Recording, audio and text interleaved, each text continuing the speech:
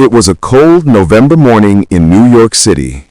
People rushed through the subway station as usual, noisy, crowded, and chaotic. But among thousands, one man stood still, holding an old brown suitcase and a handwritten sign. "I'm looking for someone. Her name is Emily Carter." No one knew him.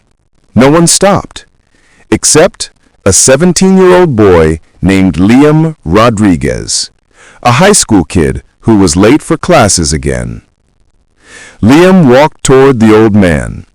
"Sir, do you need help?" he asked.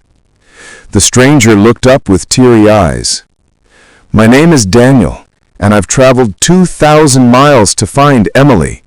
She saved my life 30 years ago." But Daniel didn't know where she lived. He had only a faded photo and an old address that no longer existed. People ignored him, but something in Liam's heart felt connected. Liam decided to skip school.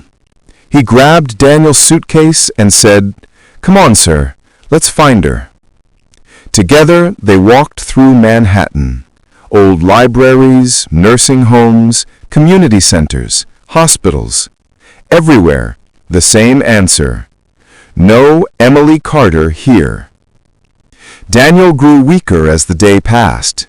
He hadn't eaten properly. He was sick, but he refused to stop searching.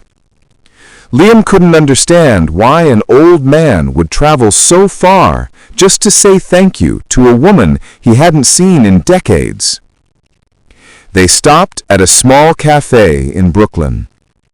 Liam finally asked, "Why is she so important to you?" Daniel opened the suitcase. Inside were a soldier's uniform, a blood-stained letter, a photograph of Daniel, young and injured, lying in the snow, and Emily, smiling beside him.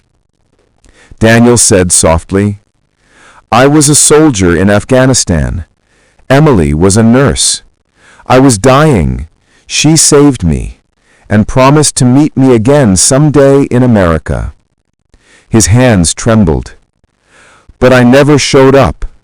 I spent years battling trauma, guilt, and fear. Now, before my time ends, I want to tell her that she saved more than my life. She saved my soul." Liam felt a heaviness in his chest. This wasn't just a search. This was redemption. They reached a local community records office, but all files showed the same thing: Emily Carter. No current records. Daniel sat on a bench outside, tears rolling down. Just then, Liam noticed something on the back of the old photo. A small, handwritten note. "If you ever come to find me, look for me where the sun touches the water. Pier 17. Liam shouted, "Sir, I found something!" Daniel's eyes widened with hope. The sun was setting when they reached Pier 17. An elderly woman sat near the railing, feeding pigeons. Her hair was silver, her posture gentle. Daniel whispered, "Emily?" The woman slowly turned. Her eyes filled instantly with tears. "Daniel? You came? After all these years?" He knelt beside her. "I'm sorry. I never came back. I'm sorry for everything." Emily held his face and said, "You survived. That's all I ever wanted." They hugged, two souls closing a 30-year-old wound. Emily introduced Daniel to everyone at the pier. Liam recorded the entire moment on his phone.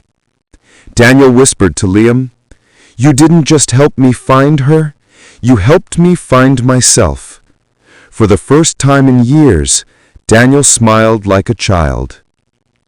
Liam posted the video online with the title, "He traveled 2,000 miles to say thank you." Within hours, America cried. America shared it. America made the reunion go viral. News channels covered it. Celebrities reacted. Millions felt hope again. And Daniel?